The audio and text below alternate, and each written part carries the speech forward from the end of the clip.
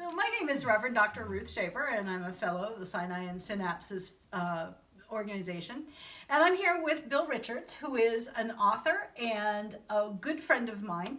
And the reason that I chose Bill for this More Light, Less Heat video is because he was really sort of instrumental in getting me into the faith and science collaborative work that I've been doing, especially for my doctorate.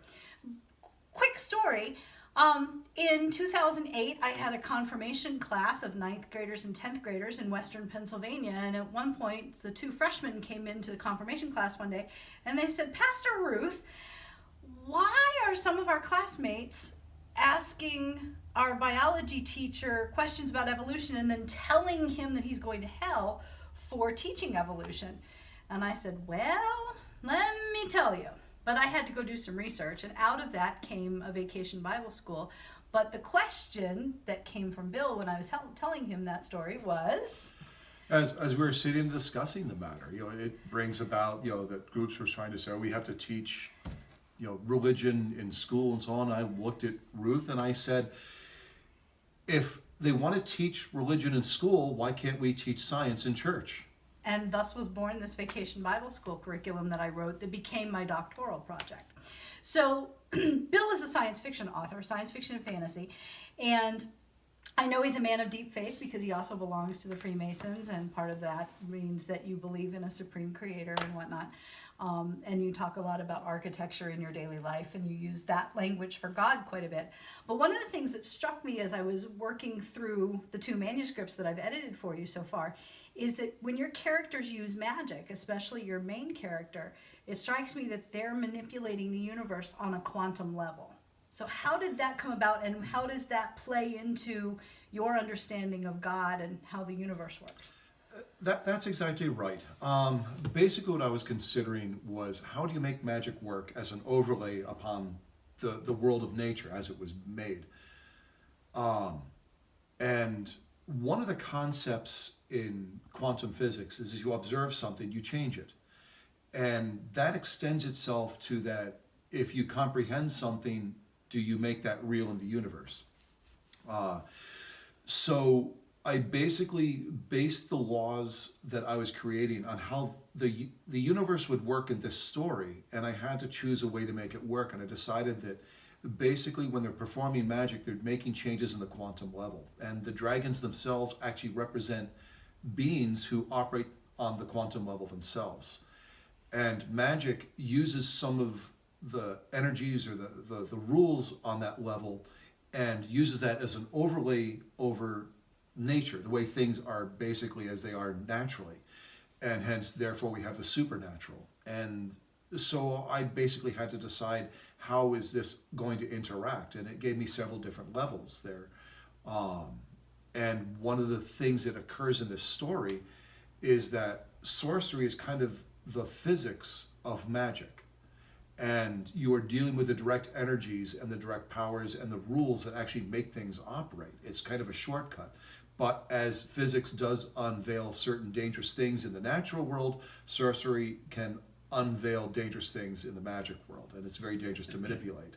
Mm-hmm. But this is what I came up with. There's a way, in my mind, I could take the operation of that universe and make it function scientifically, even though I'm creating a fantastical rule set where magic exists. And how can magic exist? I was working it with this. Mm-hmm. And what I was thinking too is that with, like, you have taught me a lot about nature because you're so observant. And, we've talked before about the fact that growing up, a lot of your experiences of wonder and awe were related to your experiences of the natural. I've always noticed the little things. It's, someone once asked me, I spotted a couple of insects on a branch that was tens of feet away, and this individual asked me, how could you see these things? And part of it was I could see the pattern of the branch, and something broke that pattern. So I'm always noticing all the little things. When you notice all the little things, you see how things go together. You recognize the pattern of how the tree should be growing, how the bush should grow. And when you see something different, it draws my attention to it. And again, going back to the broader view, the more further out you look, the more broad your view, the more you see the patterns that come together. You see how the branches grow out of the tree, how they become the leaves. You see how the tree branches out into the limbs.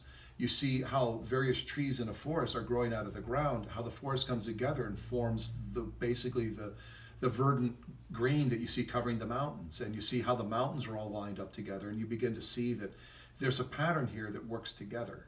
Something put this here, what put it there? And that's where my mind goes. So your mind goes to who made the pattern, or who made the patterns possible. Exactly. And so for you, God doesn't appear to be as personal a God as other people might have, but definitely not just the watchmaker God.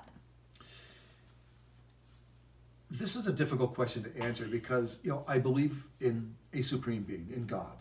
And the question is, how does God relate to us in the universe? And this is something that mankind has been searching for forever.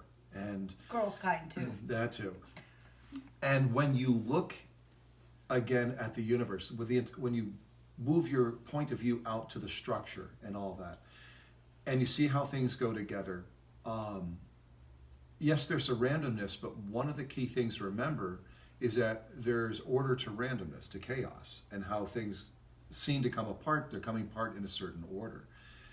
And the question of a supreme being, I thought, how could that not exist? When you look at this, we say, oh, we don't have the empirical proof, and yet, it's you cannot explain away that every culture, from the most primitive to most advanced, still believes that there is something more beyond us. Mm-hmm. And when we do even look at the most primitive cultures who have not been touched by modern society or modern thoughts or ideas, who haven't been told by other people, oh, you should be thinking this way or that way, they still do believe that there's something beyond them. And how can you explain this away? And how can you explain the unbelievable balance that is necessary to keep life in existence on Earth itself? Our world is right there in that sweet zone. And it could be argued, oh, the Supreme Being didn't do this, it was just simply luck that happened there. Mm-hmm. But again, when you look at the odds of this happening, we're just now starting to see evidence of life elsewhere. Possibly on Mars, possibly in the moons around Jupiter and Saturn. How can you not? We think independently. We are rational thinking beings. How can you not assume that this does not exist elsewhere? How can you not accept that there's a possibility this exists at a higher plane? When you bring these together, you start to question, all right, if we can't quite prove God exists, how can we prove he does not exist? Mm-hmm. Yeah, like, how Bertrand Russell's teapot. How can you prove that the teapot does or doesn't exist in an orbit between the moon and Mars? Or in this case, a Tesla with a mannequin dressed as an astronaut sitting in the driver's seat. Exactly. Well, thank you so much for answering the questions.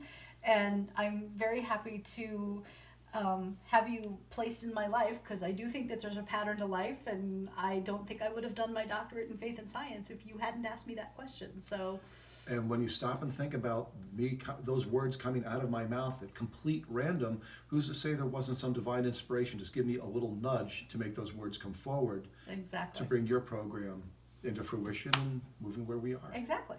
So who knows? We'll see what the randomness brings next.